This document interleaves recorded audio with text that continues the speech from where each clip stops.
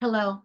Do you struggle with perfectionism? Like I've struggled all my life, really. How does that come about? And why do we struggle with perfection and being perfect and not allowing ourselves to have a weak moment or screw up? It's like, God forbid that we should screw up and do something wrong or say something wrong or inappropriate. And oh my God, if we do, it's like the end of the world. We just think about it all night long. Why do we do this? It's like it really should be that we can relax. And when we screw up, we laugh at ourselves. Really, it should be that way. But because we've been raised, I feel, I'm sure you have your ideas why this is, but being raised in religions a lot of time that expect everything to be perfect, that we need to be perfect. If we're not, then we're not pleasing to God. And these kind of things that go in our minds, we worry about what people think and they won't love me unless I'm perfect. And you guys, this it doesn't work. We can't be thinking this way. So I had this lady. I grew up in the Worldwide Church of God, which is kind of like Jehovah's Witness, Jewish combined. We kept the Sabbath day, the Jewish holy days, kind of sort of watered down, I guess you would say. But I had this one gal. She listened to my last video about how just talking about how that it would be so neat when it if women could start asking for what they need, like, hey honey, could you help me with the dishwasher, getting it loaded, but to be careful, because if you don't say it respectfully and he doesn't do it exactly perfectly right, then he won't help you again, and just the idiosyncrasies of that. And also women, becoming more empowered with like a prodigal 31 woman, which last time I mentioned about how that she bought and sold for her husband. She's like the epitome of the perfect woman, right? And she was strong. She got up early in the morning to take care of her servants. She sold, material, fabric, whatever. She did amazing things, increasing her husband's wealth. Well, again, a woman who's going to be doing that sort of thing is going to be strong in the world. She has to go into a man's world and sell and buy lands, all that. It's talking about all of that. Just being a leader for her family and her servants. Like I said, get up early in the morning to prepare for them. So this gal, she was just loving it. And I'm talking about some of the pitfalls and whatnot. She said, I love your video. It's great. And then all of a sudden, the next thing you know, next day, she's having all kinds of doubt thoughts like, oh my gosh, I realize that maybe that's the reason why I this and that, and it's maybe my fault, and she just started all these scenarios began to go in her head about why things haven't gone perfectly in her life with regard to relationships. And it's like, see, isn't that just how it works, guys? It's like one day you're doing good and you're on top of the world and you feel like, okay, I could do anything. And the next day you're getting knocked down like you loser. It's like when you have a good day, then the next day you can almost count on it. It's not going to be good because that's just how it works, isn't it? It really is. So maybe, just maybe, we could relax into that a little bit and just know that when you have a good day and you're proud of yourself, I'm doing really good. And then just know that the next day is going to challenge you. It's just how it works, isn't it? It really is. It's just how it works. Um, so this gal is making really good progress in her walk and her trying to overcome her OCD and her perfectionism. But then because of, oh man, my glass thing just broke. That's such a bummer. I'm going to need this. I'm going to have to hold my glasses while I read in this whole thing. Um, but she just can't seem to relax quite enough to get, a few days of good, because just right away her mind starts telling her, you've got to do things better, and you're a loser, and all these things start going on in her head. So um so the guilt all came, and she started to write a text, and she wrote to me, and then I wrote her back, and just I started saying that, hey, you know what, you just need to relax and just do the best you can, I was saying, and just don't worry about it. And all of a sudden I stopped myself like, oh my gosh, I better not say too much about you. We just all have to do the best we can, because the next thought is, our best is never good enough. It just never is. In fact, the Jehovah's Witnesses have it where, when you go door to door and you're knocking and whatnot, well, brothers, did you go as much as you could? Because, could you gone 2 hours instead of, 1 hour, and could you gone three instead of two? And, really your best is never good enough. You're never getting enough hours in for Jehovah. And forever and ever and ever, you're having to worry about, doing everything just perfectly right. I grew up again in worldwide, so things that we had to worry about were like getting the Sabbath day kept exactly right. So we didn't do any work at all on Saturday. and we make sure you tithe your 10%, and make sure you don't catch yourself working on those hours when you're not allowed to work during those 24 hours of sundown to sundown. If you work, then you feel guilty.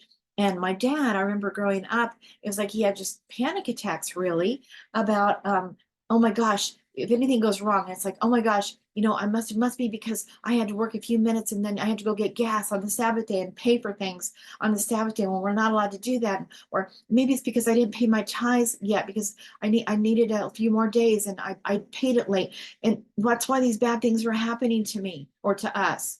And just a dreadful way. It's just, you're just never good enough for God. And if anything goes wrong, then God's mad. And oh my gosh, it's like, ugh, we just need to be rid of that sort of thinking. So I just feel like what we all need to do is just kind of take a chill pill. Really, don't be so hard on yourself and allow yourself to make mistakes. And it's okay. When I think about it, it just works anyway. When you're just trying to expect yourself to be perfect, when you want to be 100%, or you want to be 100% for God. But the thing is the truth is that I, that kind of thinking is not going to get us very far, because it's God who's willing us and helping us, enabling us to overcome, to be the person that we're meant to be. And it says in scriptures, if you don't mind me going down the scriptures, but it is by grace that you're saved through faith. And this and it's this not of works, not it's not us, but so here it is. And this it is by grace that we're being saved, not of ourselves.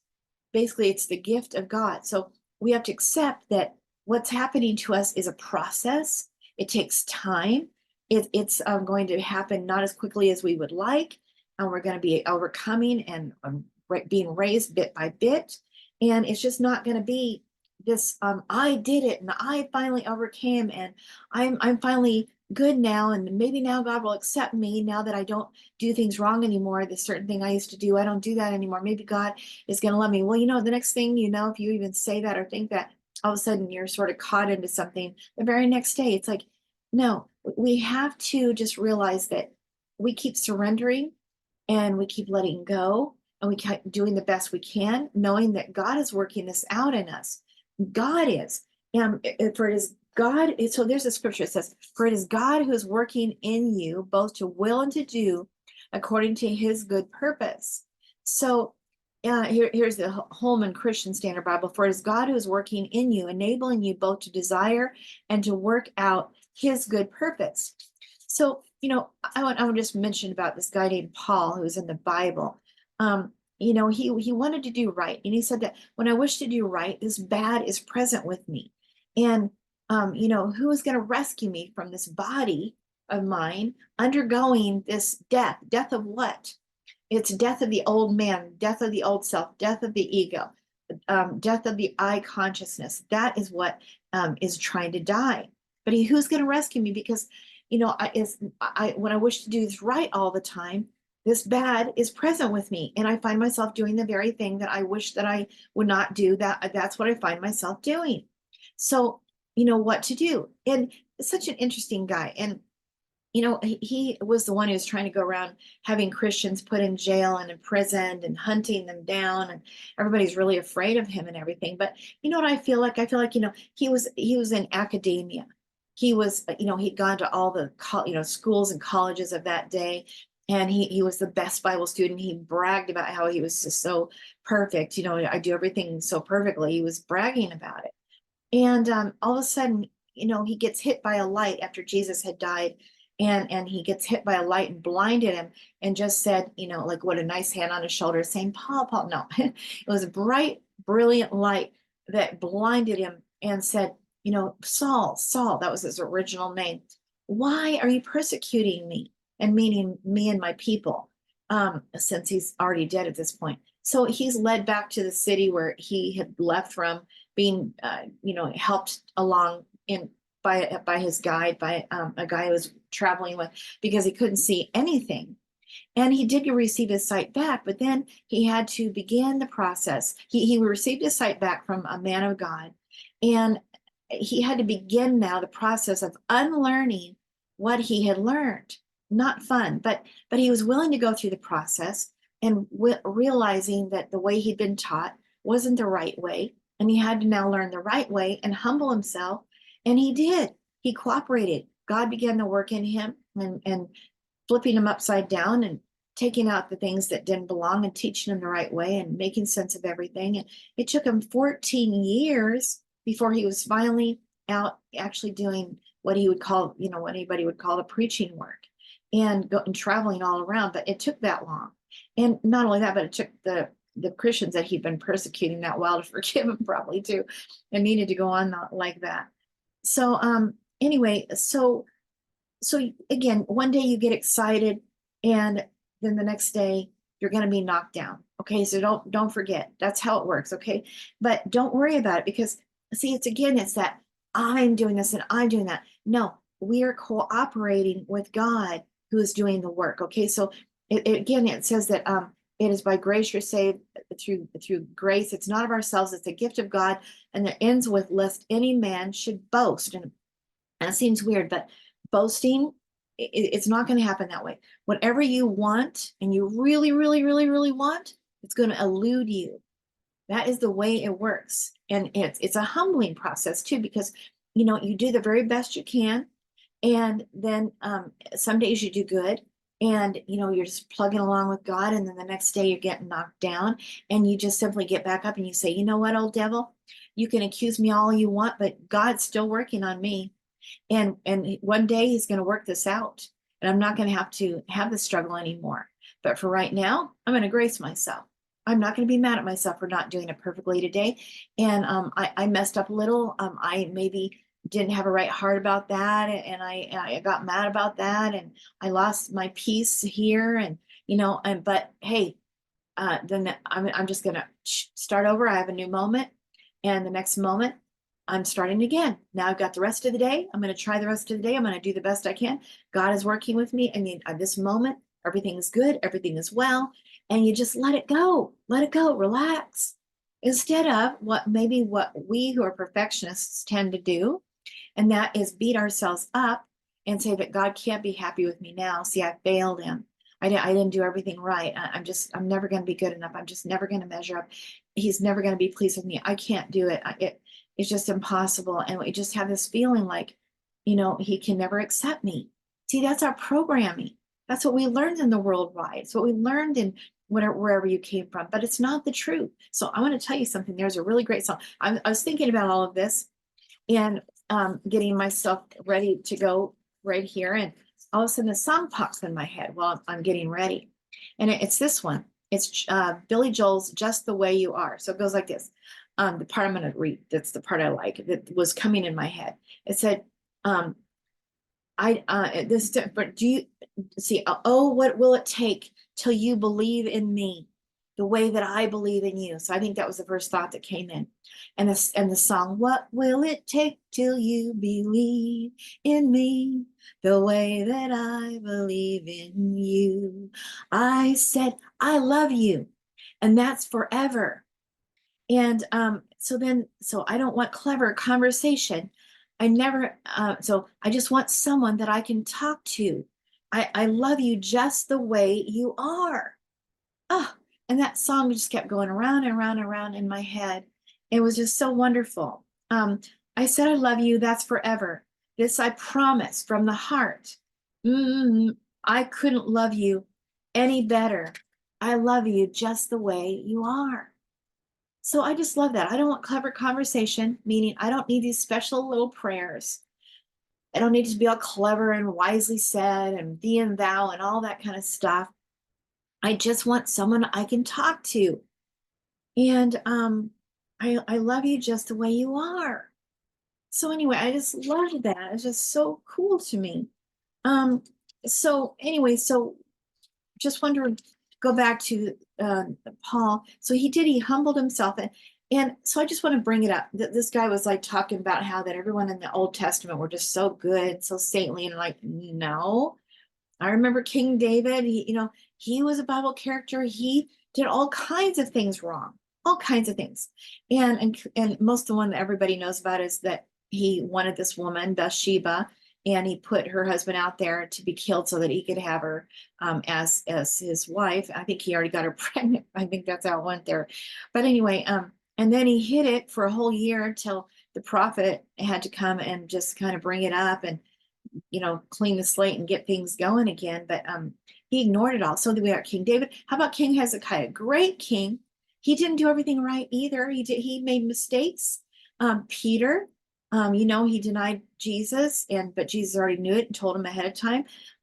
Paul, you just know he tried to kill Christians. He made mistakes. He got mad. He blew his temper. Got mad at somebody in the New Testament.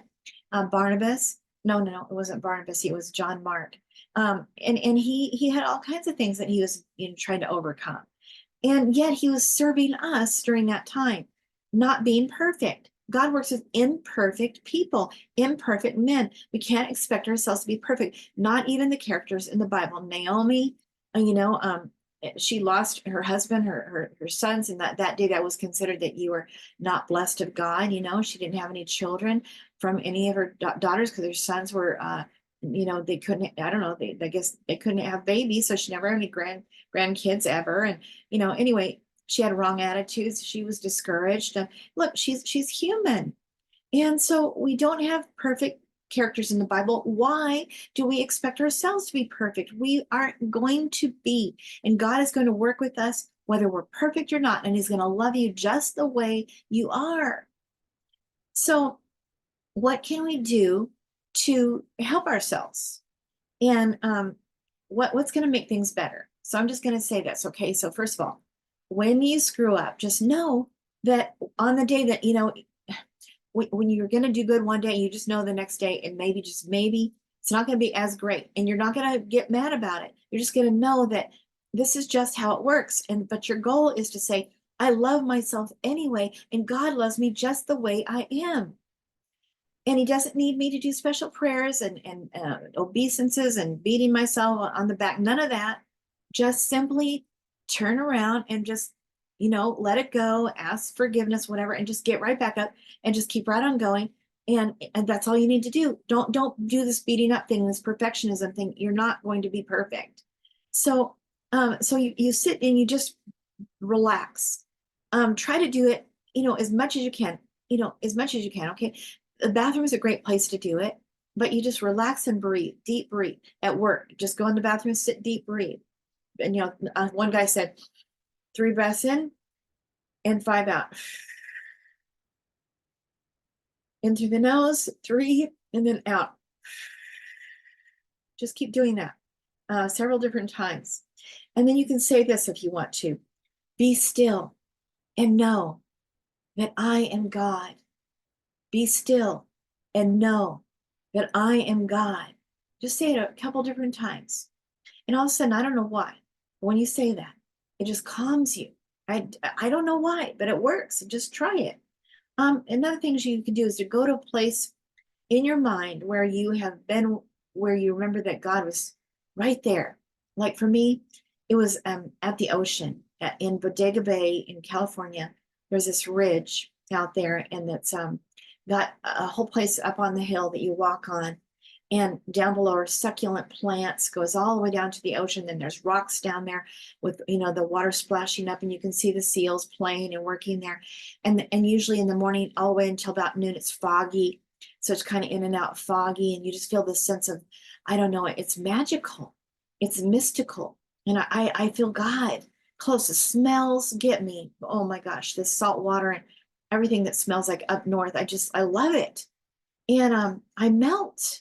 Half Moon Bay, I've had the same experience there, sitting up on the high ridge and the ocean's way down there, hearing the waves crashing down and hearing the seagulls and all of that going all around, and smells, and I just melt.